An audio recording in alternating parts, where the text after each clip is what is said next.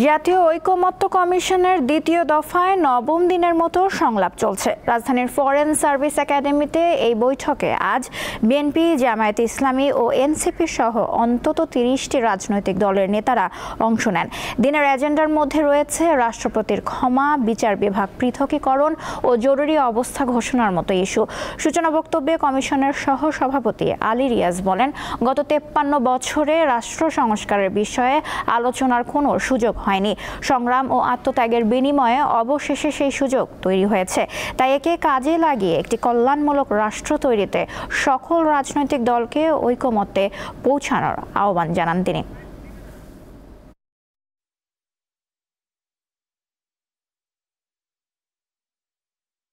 প্রায় 20টির মতো বিষয় আছে যেগুলি নিয়ে আমাদের কথা বলতে হবে এবং সিদ্ধান্ত গ্রহণ করতে হবে, যেগুলিকে আমরা মনে করছি অত্যন্ত গুরুত্বপূর্ণ ক্ষেত্র বিশেষে আমরা এগুলিকে মনে করে বিবেচনা করি।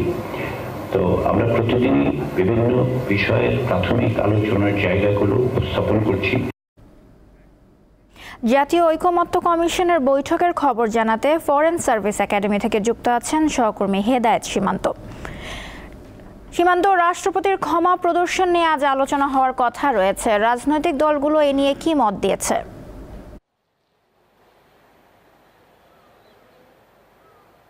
নসীন বেলা 11টায় শুরু হওয়া রাজনৈতিক দলগুলোর সাথে জাতীয় ঐকমত্য কমিশনের বৈঠক চলছে।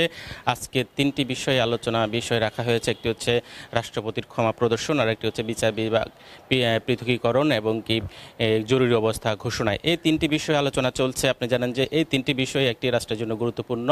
আপনি জানেন যে এই 3টি বিষয়ে গত 16 বছর অর্থাৎ আওয়ামী লীগের শাসনামলের 16 বছরে কিন্তু এই 3টি বিষয়কে মিস ইউজ করা হয়েছে। অর্থাৎ রাষ্ট্রপতি যাকে ক্ষমা করতে পারবেন কিনা সেই বিষয়গুলি আজকে আলোচনা হবে। অর্থাৎ খুনি, আসামি এবং কি যারা সন্ত্রাসী এদেরকেও ক্ষমা করা হয়েছে। আপনি জানেন যে সেই বিষয়গুলো নিয়ে আজকে আলোচনা চলছে। অনেকে বলছেন যে এই খুনি এবং যারা সন্ত্রাসী এদেরকে ক্ষমা করতে পারবে না। সেই বিষয়গুলো নিয়ে আজকে ঐকমত্যে পৌঁছানোর চেষ্টা করুন। পাশাপাশি যে বিচার বিভাগে পৃথকীকরণ একটা বিষয় আছে, এটি সবচেয়ে গুরুত্বপূর্ণ। অর্থাৎ গত 16 বছরে এই বিচার বিভাগকে মিস ইউজ করে দলগুলো তাদের নিজের স্বার্থে ব্যবহার করা হয়েছে। সেই বিষয়গুলো যেন আর কোনো রাজনৈতিক দল অথবা কোনো সরকার যেন বিচার বিভাগকে নিজেদের স্বার্থে ব্যবহার করতে না পারেন, সেই বিষয়গুলো আজকে আলোচনার বিষয়ে আছে।